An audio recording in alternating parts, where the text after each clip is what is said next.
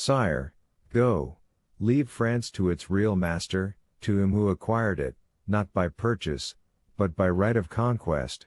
Go, sire, not that you incur any risk, for your adversary is powerful enough to show you mercy, but because it would be humiliating for a grandson of St. Louis to owe his life to the man of Arcola, Marengo, Austerlitz.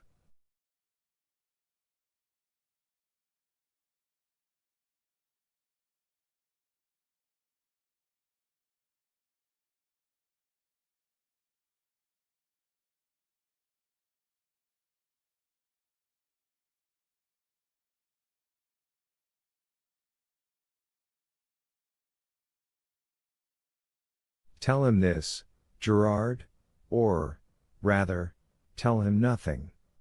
Keep your journey a secret, do not boast of what you have come to Paris to do, or have done, return with all speed, enter Marseille at night, and your house by the back door, and there remain, quiet, submissive, secret, and, above all, inoffensive, for this time, I swear to you.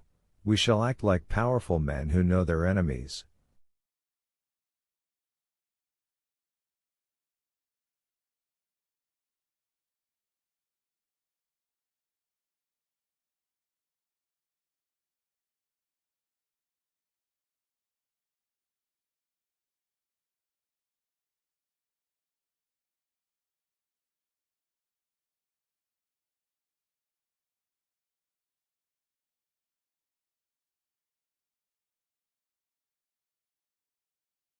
Go, my son, go, my dear Gerard, and by your obedience to my paternal orders, or, if you prefer it, friendly counsels, we will keep you in your place.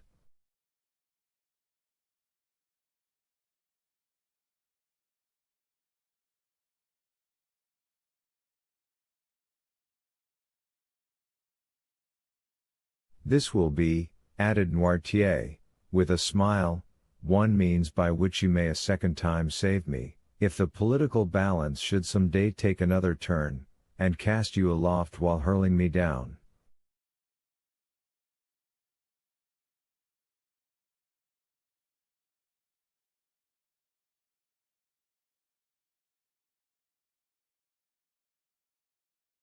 Adieu, my dear Gerard, and at your next journey alight at my door. Noirtier left the room when he had finished, with the same calmness that had characterized him during the whole of this remarkable and trying conversation.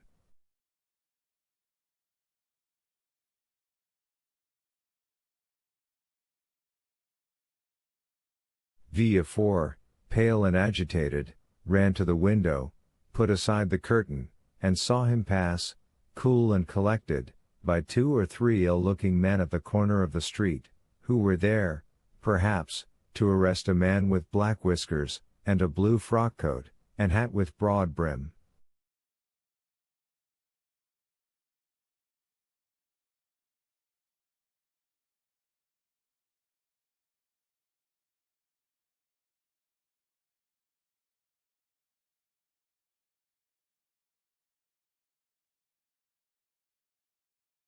Villefort stood watching, breathless, until his father had disappeared at the Rue Bussy.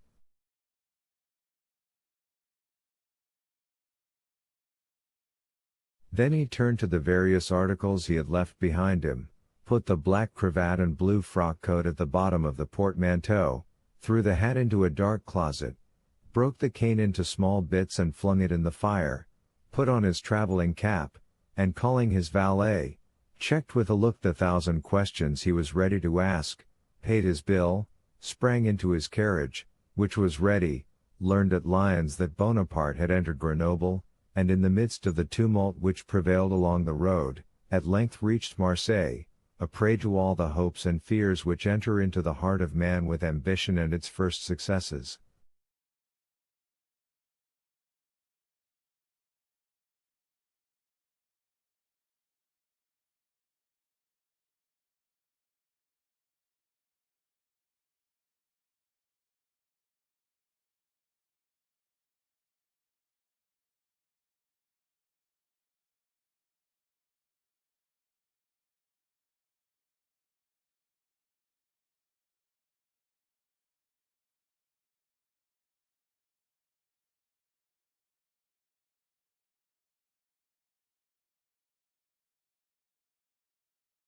Chapter 13.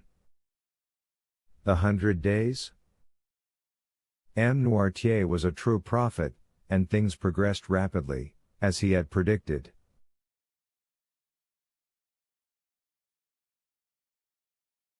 Everyone knows the history of the famous return from Elba, a return which was unprecedented in the past, and will probably remain without a counterpart in the future.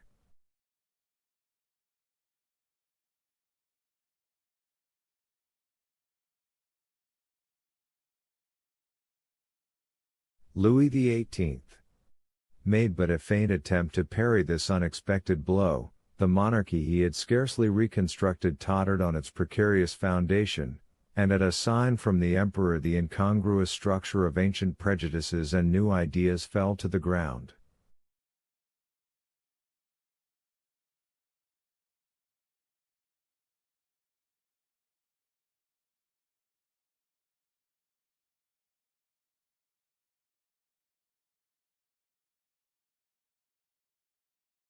Villefort, therefore, gained nothing save the king's gratitude, which was rather likely to injure him at the present time, and the cross of the Legion of Honor, which he had the prudence not to wear, although M.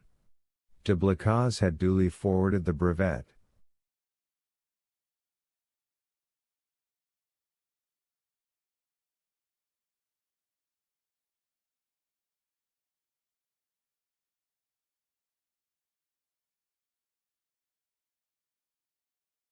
Napoleon would, doubtless, have deprived Villefort of his office had it not been for Noirtier, who was all-powerful at court, and thus the Girondin of '93 and the Senator of 1806 protected him who so lately had been his protector.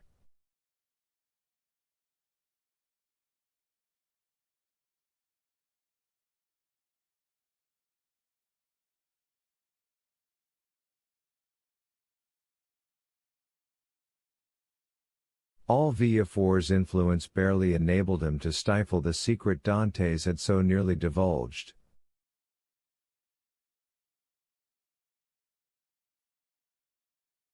The king's procureur alone was deprived of his office, being suspected of royalism.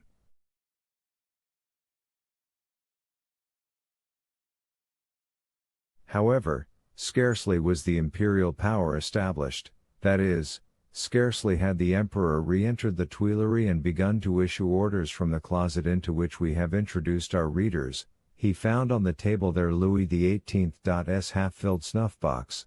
Scarcely had this occurred when Marseille began, in spite of the authorities, to rekindle the flames of civil war, always smoldering in the south, and it required but little to excite the populace to acts of far greater violence than the shouts and insults with which they assailed the royalists whenever they ventured abroad.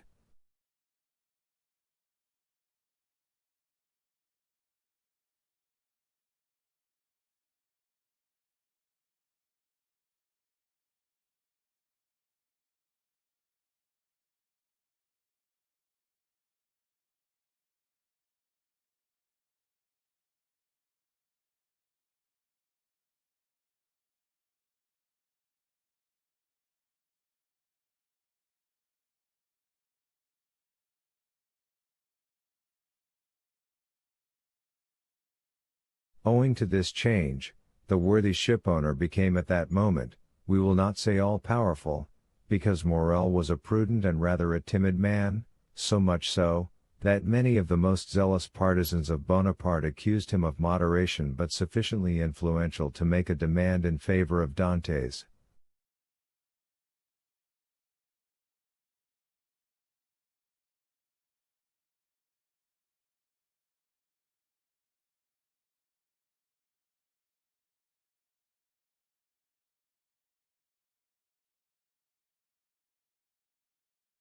Villefort retained his place, but his marriage was put off until a more favorable opportunity.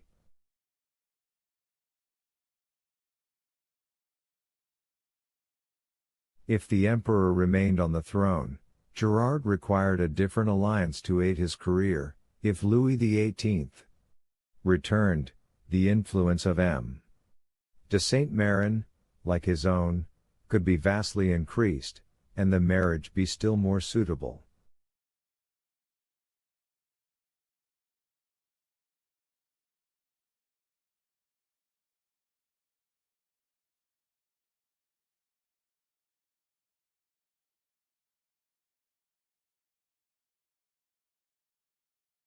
The deputy procureur was, therefore, the first magistrate of Marseille, when one morning his door opened, and M. Morel was announced.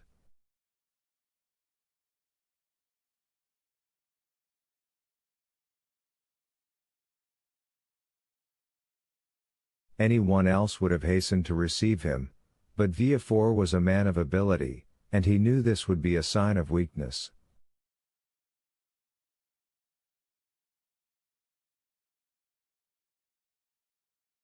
He made Morel wait in the antechamber, although he had no one with him, for the simple reason that the king's procureur always makes every one wait, and after passing a quarter of an hour in reading the papers, he ordered M. Morel to be admitted.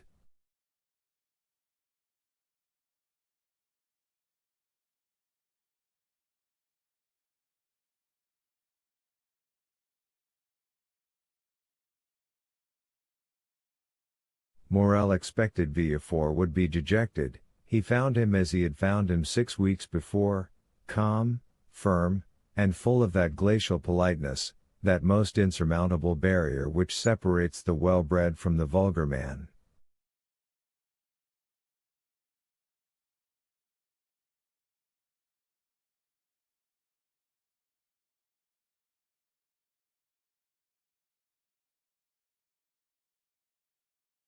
He had entered Villefort's office expecting that the magistrate would tremble at the sight of him. On the contrary, he felt a cold shudder all over him when he saw Villefort sitting there with his elbow on his desk, and his head leaning on his hand.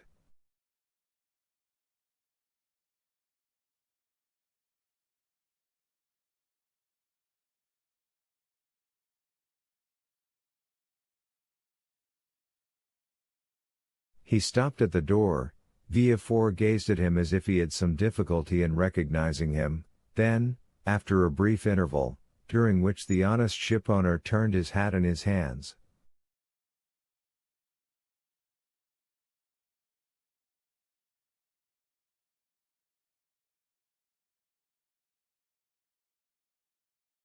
M. Morel, I believe? Said Villefort. Yes, sir. Come nearer, said the magistrate, with a patronizing wave of the hand, and tell me to what circumstance I owe the honor of this visit.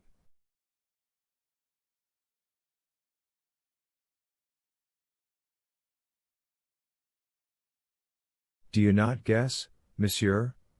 Asked Morel. Not in the least, but if I can serve you in any way I shall be delighted. Everything depends on you. Explain yourself, pray. Monsieur, said Morel, recovering his assurance as he proceeded, do you recollect that a few days before the landing of His Majesty the Emperor, I came to intercede for a young man, the mate of my ship, who was accused of being concerned in correspondence with the island of Elba? What was the other day a crime is today a title to favor.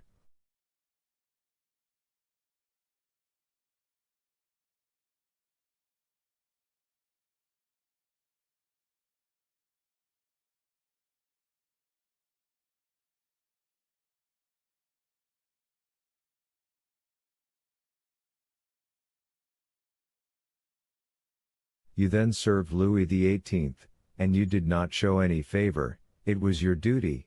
Today you serve Napoleon, and you ought to protect him. It is equally your duty. I come, therefore, to ask what has become of him.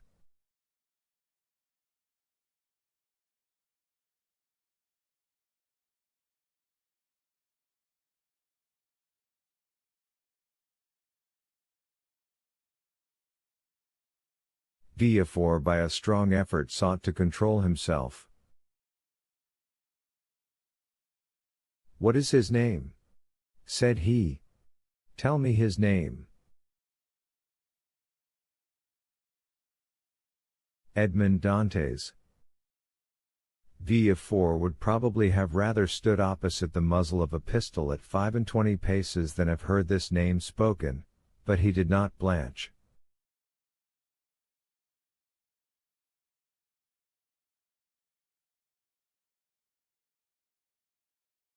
Dantes, repeated he.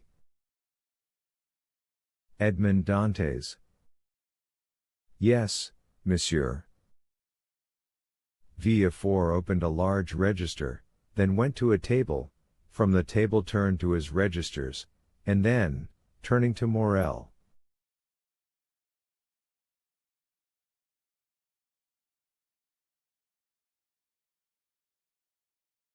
Are you quite sure you are not mistaken, monsieur? Said he, in the most natural tone in the world.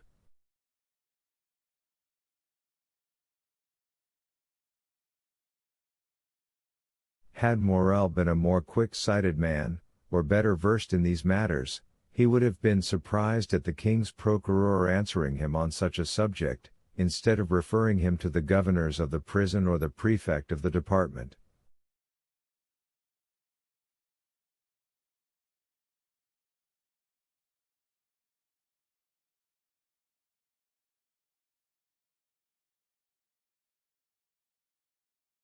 But Morel, disappointed in his expectations of exciting fear, was conscious only of the other's condescension. Villefort had calculated rightly.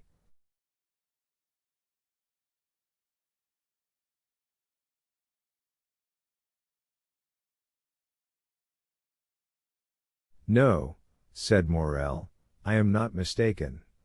I have known him for 10 years, the last 4 of which he was in my service.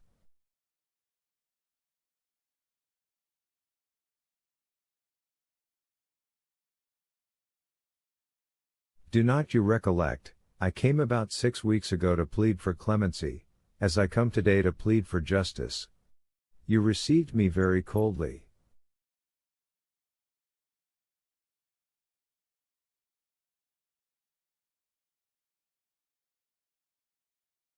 Oh, the royalists were very severe with the Bonapartists in those days.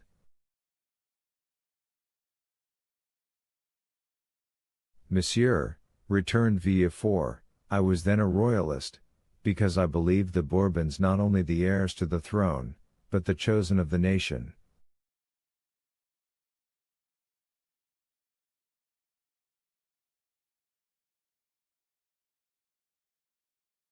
The miraculous return of Napoleon has conquered me, the legitimate monarch is he who is loved by his people.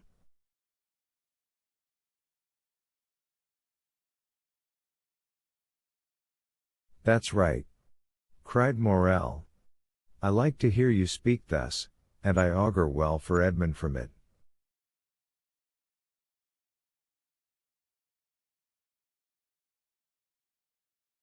Wait a moment, said Villefort, turning over the leaves of a register. I have it, a sailor, who was about to marry a young Catalan girl. I recollect now, it was a very serious charge. How so? You know that when he left here he was taken to the Palais de Justice. Well,